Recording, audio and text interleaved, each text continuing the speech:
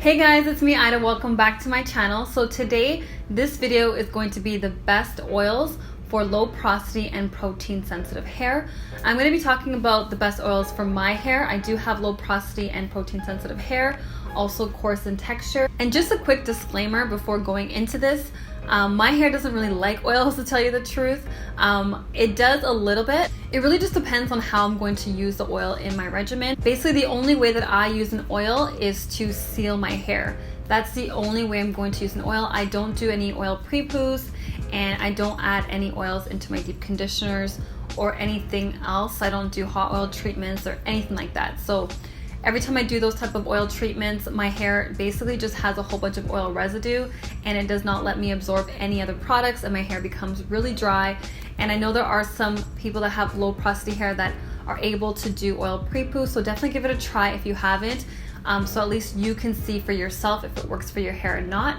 So yeah, let's get straight into my favorite top oils. So I love grapeseed oil because it's very light and it's a great sealant. So my hair basically only allows 2 products at a time on my hair, but sometimes it allows 3 if I'm using a really light oil like grapeseed oil. So if I'm doing the LCO method where I'm putting in a leave-in and then a cream and then an oil, definitely would have to use like a lighter oil like grapeseed oil. Or if I'm doing the LOG method where I'm doing my leave-in and then an oil and then a gel. And another thing I love about it is it's very affordable, so it's not that expensive and it's very easy to find in stores. Another top favorite oil is Argan Oil, and it's very light. It definitely reminds me of grapeseed oil, but it's a lot better in my opinion. The only thing is that it's very expensive. So this is pure Argan Oil, and I got this from Sally's Beauty, and I think it was about $17 to $20, and it's really small, 30 mils.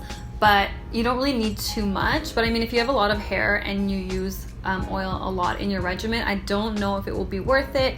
I have a video that I compared both grapeseed oil and argan oil on each side, and definitely felt the benefits more of the argan oil, but I don't know if it would be a big enough difference to spend the money on it.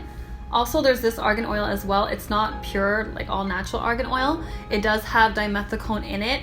And I personally don't use dimethicone because for low porosity hair, it does build up on the hair and it prevents you from absorbing actual moisturizers like conditioners and water. Honestly, when I actually have my hair straightened, I will use this because when my hair is straight, I definitely do use silicones, and I'll just make sure to shampoo my hair after so that I'm able to get rid of that product buildup. This one definitely is a lot cheaper than the pure argan oil, but it's still very pricey. But luckily when my hair is straight, a little goes a long way and you really don't need that much. Okay, so I'm going to talk about 2 other oils, and these are a bit on the heavier side, but I would say they're about medium. So one of my top favorites for medium oils is definitely sweet almond oil. I love this oil, especially for the winter. I just did a video on a winter wash and go, and I use this and it's amazing. My hair definitely feels nourished and moisturized. Even though this is not a moisturizer, it's an oil, it makes your hair feel really soft, and it definitely seals in your products a lot more than the lighter oils that I mentioned. And this does not give me any product buildup. Yeah, so this is like a 473 milliliter bottle, and I think I got this for about $12 or $11. So yeah, so it's not too pricey, and look how much there is, and you definitely only need a really small amount for low porosity hair, so this will last you a really long time. But this is hands down my top favorite medium oil. So another favorite oil of mine for low porosity hair is avocado oil. This is probably like the thickest oil that I could get away with using. There are times where I will get a little bit of product buildup, but my hair feels super moisturized, so I can only use this with one other product. A lot of people really love avocado oil that have low porosity hair, so definitely give it a try.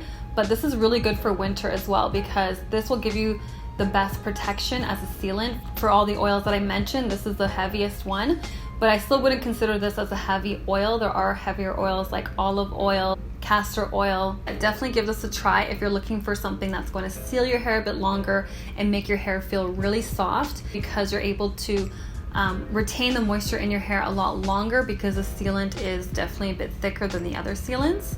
So these are just some of the oils that are able to absorb into your hair a lot more than other oils.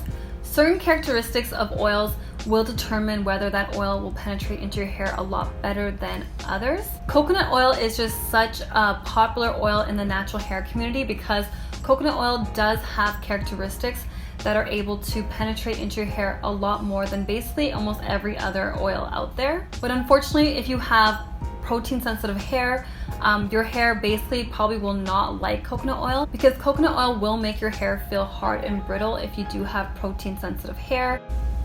However, you may be able to still use a small amount if you mix it in with other oils or if it's mixed into your hair products. So these are some of the oils that have some penetration, and the ones that I highlighted in blue are lighter oils. So although the oils on this list do not penetrate as much as the other oils, they actually work a lot better for me because they're lighter oils.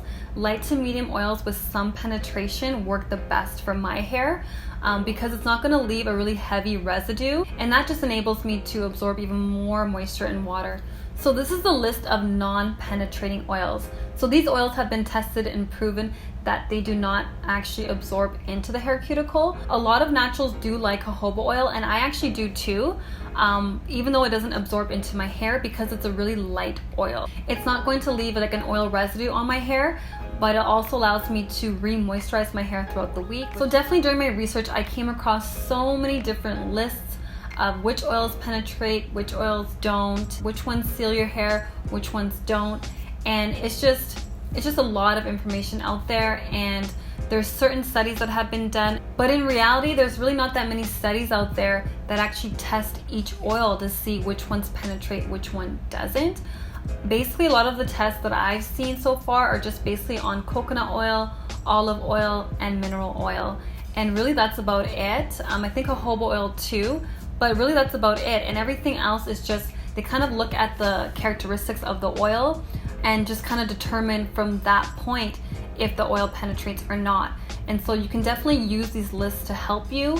A lot of them are kind of contradicting depending on which site you read, so that's why for me the best bet is to kind of just try them out yourself and use the research that you find online to kind of help guide you. But at the end of the day, you have to see what works best on your hair. So I hope this video helped you guys, and thank you guys so much for watching, and have yourselves a wonderful day. Bye.